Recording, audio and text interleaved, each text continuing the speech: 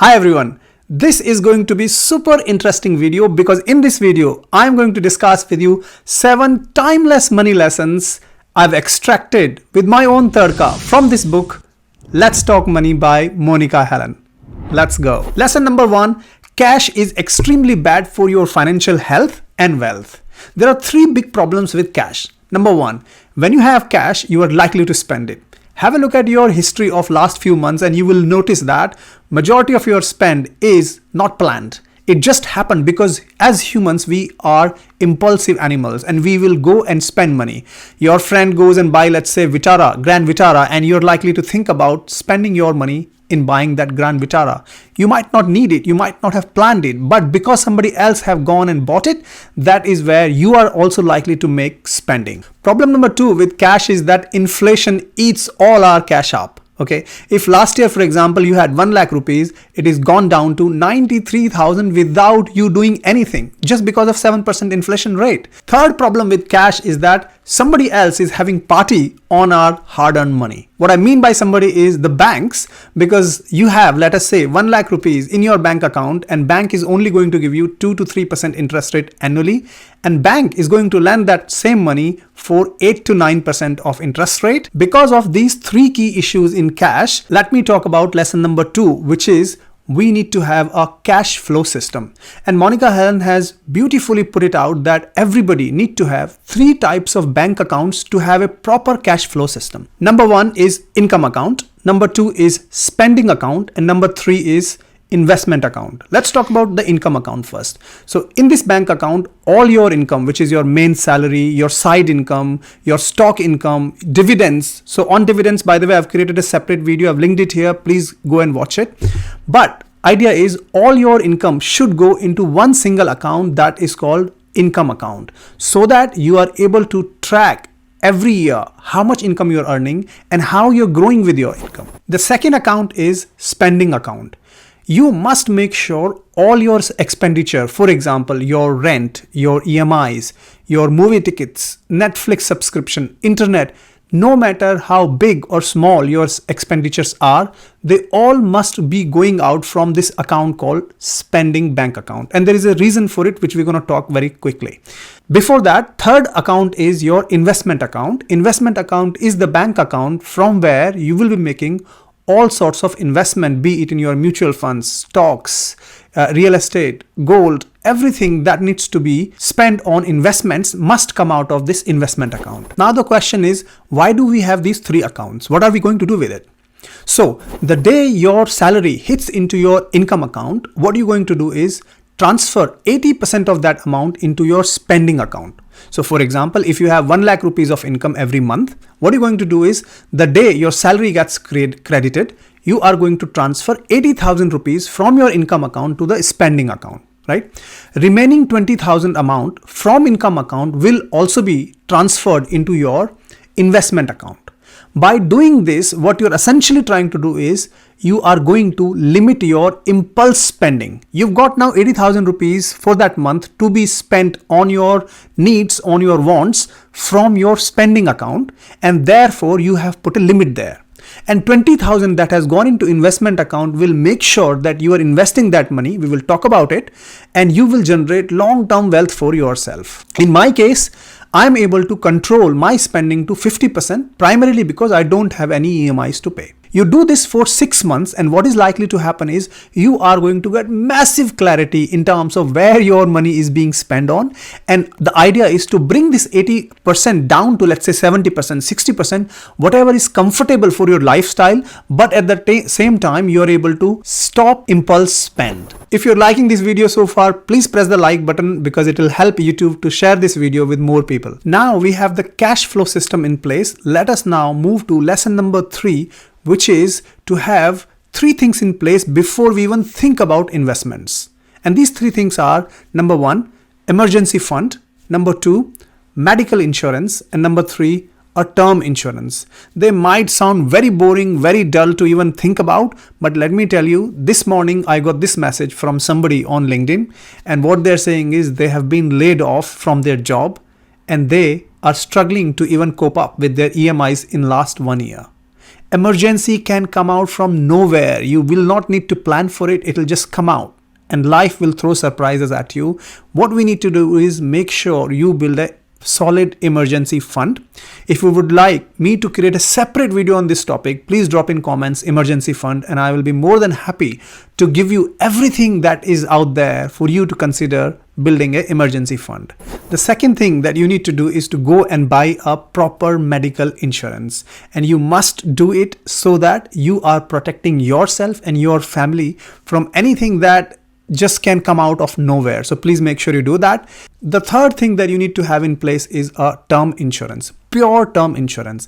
And the thumb rule that Monica explains in this book is very good, which is that your total annual income, take home annual income, you multiply it by 10, and the number you get is the cover that you need to buy for. So for example, if your annual take home is 12 lakh rupees, that means 10 times of 12 lakh is 1 crore 20 lakh rupees.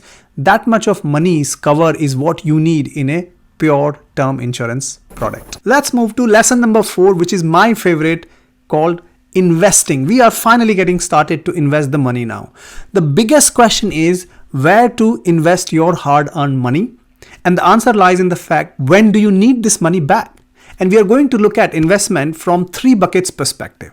Bucket number 1 is, let us imagine you need this money back that you're investing within the next 3 years time. It might be that you need this money in the next 6 months. It might be that you need this money back in 1 year, or it might be that you need this money back in 2 years because you are likely to get married, or you're going to have a kid, or you're going to make down payment for your first house in the next 2 years. All of this investment must be made in the safer investment avenues. You can't go and make this investment in volatile assets such as stocks or cryptocurrencies. Therefore, we need to find safest possible avenues for investment for our 0 to 3 years of bucket. The 3 possible instruments are fixed deposits, liquid funds, and debt mutual funds. They are very safe, and the idea is that all of these 3 can beat the inflation more or less, and that's good enough because you need this money back very quickly in the shorter period of time. If you would like me to make separate videos, for example on liquid funds, please drop in comments liquid fund, and I'll be happy to make a very separate video on liquid funds. The second investment bucket is if you need the money back between 3 to 7 years of period, right? Now it might be because you think that in the next 3 to 7 years you are likely to need money for your kids' higher education, or you might want to go and take a world tour. Whatever is your reason, you need this money back in 3 to 7 years. Now the 2 instruments that you potentially can consider in investing for this time duration are, number 1 is well diversified equity funds, mutual funds basically that invest in stocks, right? And number 2 is mutual funds that are called hybrid mutual funds that invest in both debt as well as in equities, so that you have a balance of investing some money in stocks or equities via mutual fund route, and secondly you are also investing in mutual funds that are investing in debt to give you some stability and some protection just in case if the stock market is not able to perform and give good returns between that 3 to 7 years of period. The third investment bucket that we are talking about is if you need your invested money back after, let's say, 7 years, right? It's a long-term planning. It might be that you want to save money and invest money for your kid's wedding, for example, right? Now, if you want to invest money for after 7 years, the best instruments are stocks, equity, because they give long-term returns, right? And you can consider either buying individual stocks or investing in index funds or investing in ETFs or mutual funds, but it has to be all equity, right? I created a separate video on index funds. You can go and watch it here. If you're liking this video so far, please press the like button because it will help YouTube to share this video with more people. Moving on to lesson number 5, which is another very important lesson that I totally loved, is path to financial freedom. What I mean by financial freedom here is that age at which you would stop working to earn more money because you have enough money to be able to take care of all your expenses for the rest of your life, right? For example, if you want to be financially free at the age of 60, and let us say at the age of 60, you are having annual income of 30 lakh rupees, it means you are going to need 30 lakhs multiplied by 18, which is going to be 5 crore 40 lakh rupees at the age of 60 so that the rest of your life you don't need to worry about money. You are not working to earn money to take care of all your expenses. This 5 crore 40 lakh rupees is going to take care of all your expenses for the rest of your life. The bigger question is, how do you keep track of it, that whether you are able to generate 5 crore 40 lakh rupees by the age of 60? Again, there are 3 thumb rules for this. Number 1 is, at the age of 40, whatever you are earning, let us say you are earning 20 lakh rupees, you multiply it by 3. It means at the age of 40, you need to have 60 lakh rupees with you, and that means you are on track to be able to financially free at 60. Checkpoint number 2 is, at the age of 50, let us say you are earning 25 lakh rupees annually. That means multiply this 25 lakh rupees by a number 6.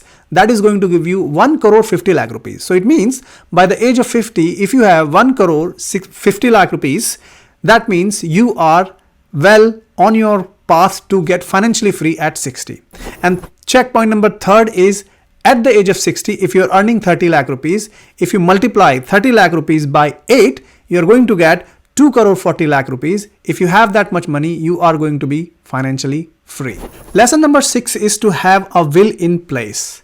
Did you know that if you die without a will, all your assets will be divided as per the law, not as per your will? So for example, in India, religion is considered as one of the factors to decide who are going to be your class 1 legal heirs, right? So for example, if you die untimely and you don't have a will in place, all your assets legally will be divided between your children, your spouse and your mother. Provided you are happy with that, you are okay with that, you don't need to make a will. But more often than not, if you consider this carefully, you might want to allocate your funds in a very different way. Therefore, you must make sure you have your will. 3 years ago, me and my wife got our will done and dusted because we want to make sure we know where our assets are going to go once we die. Lesson number 7 is made up of 3 important rules that I thoroughly loved. Number 1 is that please do not buy or do not invest money into buying more than 1 residential house unless you have black money. Number 2 is that please do not invest more than 5 to 10% of your money into gold, and that 5 to 10% must also be invested through sovereign gold bond, which I have created a separate 1-minute video on that. You might find it here somewhere. And number 3 is that at the age of 30, you should not invest more than 30% of your money into debt funds, while at the age of 70, you can invest up to 70% into debt funds. With that, there is so much to read in this book. Please go and grab a copy and find some time to read this book. Until then, keep rocking.